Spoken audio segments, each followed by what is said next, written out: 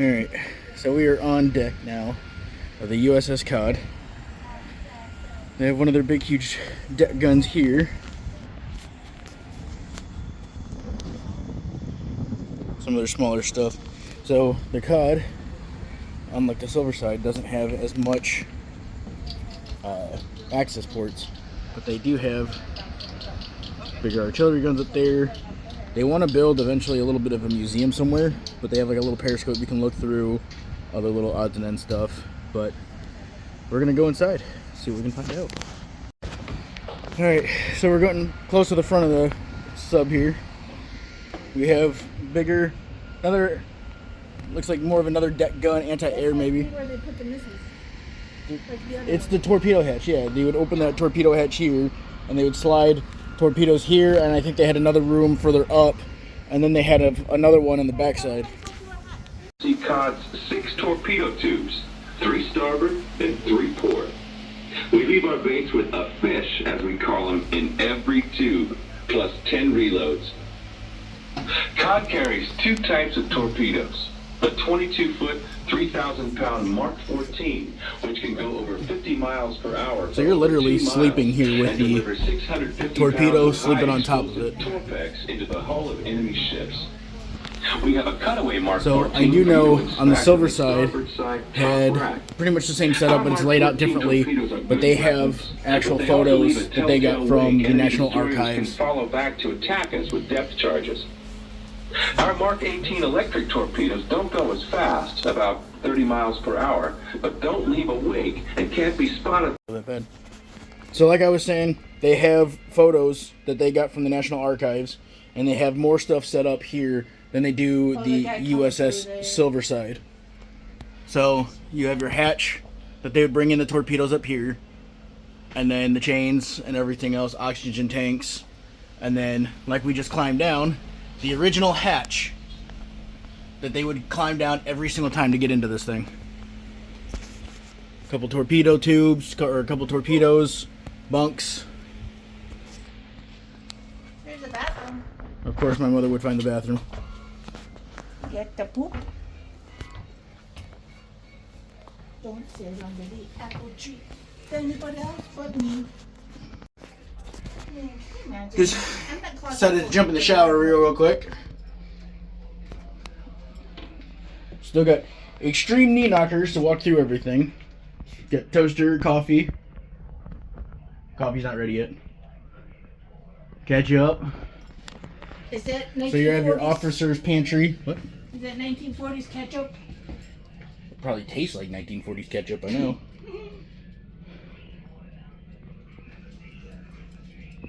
Nice, more photos and other stuff that they have on here.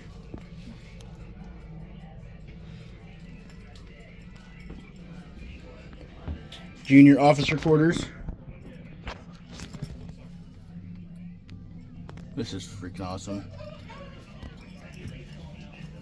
Even though as I'm dressed as an Army Ranger infantry, I'm literally just walking around on a USS sub, or a... just walking around on a Navy ship. Why do they name all these different fish? Because why not? Nice world record player.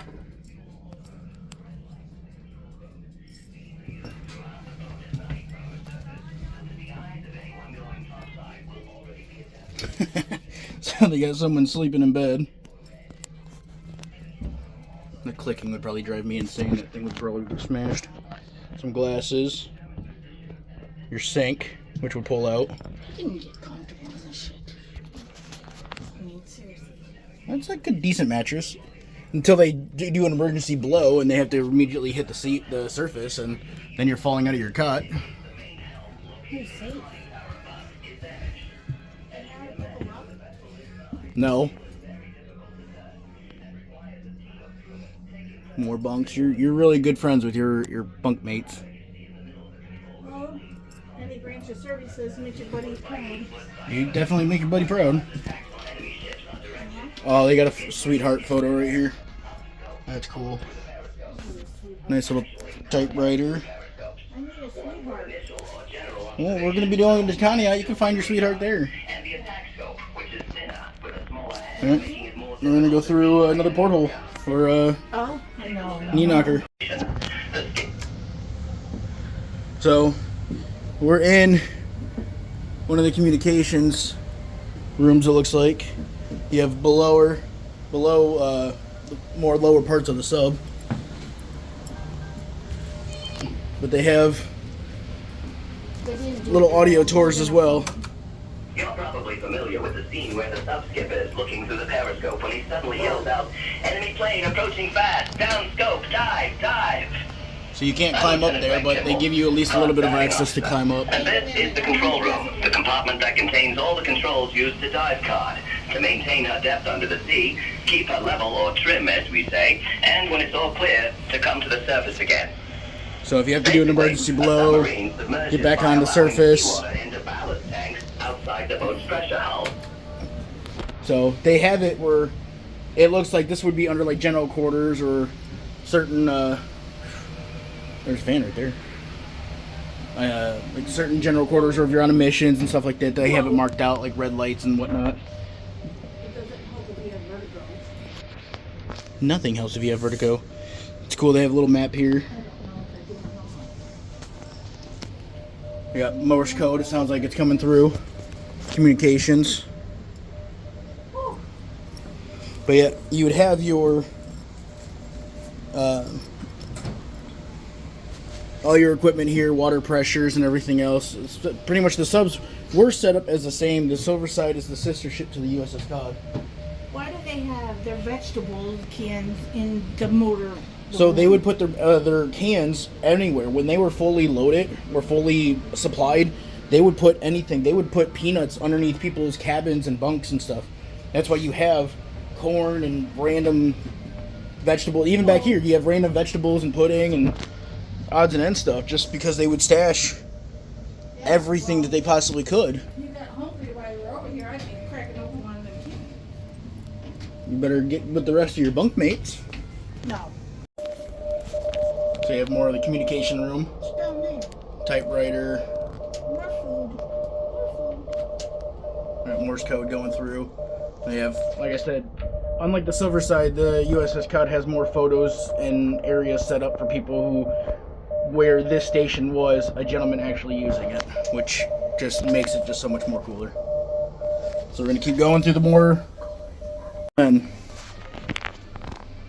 Yeah, only 97.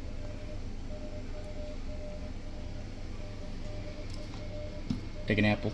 They're being Mo- followed. Another toaster.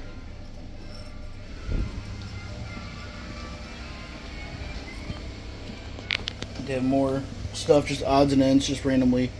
Go gosh. Alright, flashback. I actually remember using one of these pencil sharpeners. Yeah, we had one in the house. Shut up. Yes, we did have one in the house for a while. We did. I think your dad took it off. No, you guys took it off when you started working on that thing. Whatever happened to it, I have no I idea. don't know either. Some pinup photos. Yeah, I did one. No. Oh, ammunition. Hi, I found my room. In the kitchen? Yep. So it looks like down below we have some 50 cal rounds, Hey, and it looks like those might be 20 mils. I can't get close enough to you know look. what this is? What? It's right here. What? Right here. Hold on, I'm coming. Can you imagine making food in here? That right there.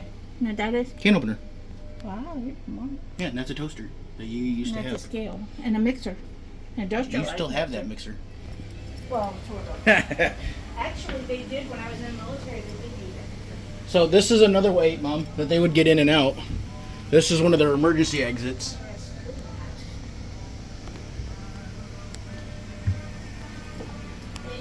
Hello, I'm George Sacco, COD's chief cook and baker. The photograph of the good-looking guy standing by the coffee machine, that's me. You're in COD's after battery compartment, and He's just like Italian. the Look at forward them battery, hairy it's named for Hey, the hey, hey, 26 hey. cells located below. Now, it's no secret that submariners get the best food in the entire U.S. Navy, but us cooks make it the best chow. 3 settings, 3 times a day, plus that good old Navy coffee and sandwiches and snacks around the clock. Take a look at today's menu posted on the bulletin board and you'll see what I mean. Why, we even keep the oven going all night just to make sure the crew has fresh bread and rolls every day. When I have the time, I like to make pizza for the boys. A lot of them never had a pizza pie until they came aboard COD, but they sure love it now. You might have noticed canned food in various places throughout the boat. We have to carry enough food to feed 90 men or more for 75 days at sea. So every available space is used to store our food. Plus, After there's battery. a cold food locker below where we store more than a ton of meat, fresh vegetables, and eggs. The crew mess Department is emergency. where the crew has their regular meals, 24 men at one time. It's also our recreation room, library, and movie theater. That's right, movies. We love them. Our favorite? Well, that one with Humphrey Bogart and Lauren Bacall. Yeah, that's the port down there where they had ammunition. Over Tokyo is pretty exciting. Ow. Well, we're gonna keep going. Got an ice cream machine here. McDonald's should take a book out of their page out of their book. Ribbage. Oh God, that is a really old fan.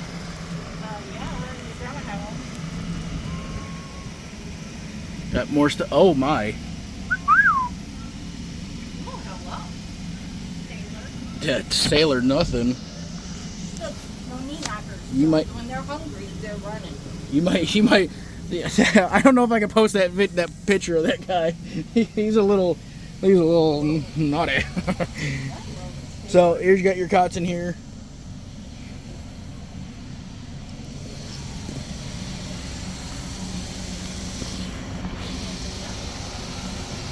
So we're just gonna keep on going through. Laundry room, do your laundry, wring out your clothes, sinks, the weirdest bar of soap you possibly can find, another toilet.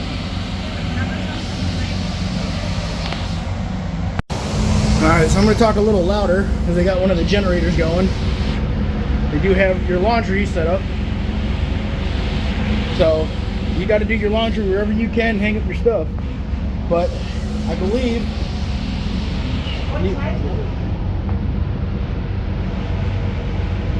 why are you looking in his underwear? Oh, they're Fruit of the Loom. Does Fruit of the Loom back there in World War II? I don't know. I don't think so. So, but you have two of the biggest engines right here, and then I think they have two more below. No, I'm sorry. There's two here, two in the next room, and then they have, I believe, the generators are 4 diesel generators from Cleveland, I believe, if I remember correctly.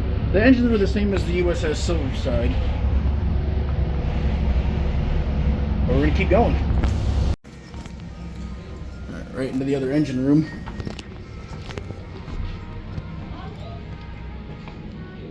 Exhaust valves, ports, everything else. Keep going. Another emergency exit. Straight out to the top. God, how much knowledge you have to do to start flipping switches and know what you're doing.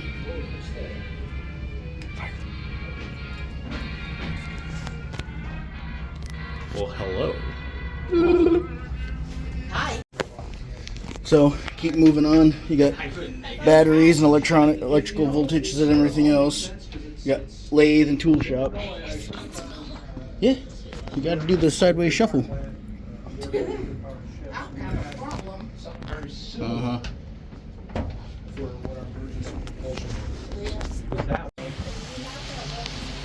So we're at the forward point of the boat or ship. 4 torpedo tubes. And then they have more stuff just set up like it.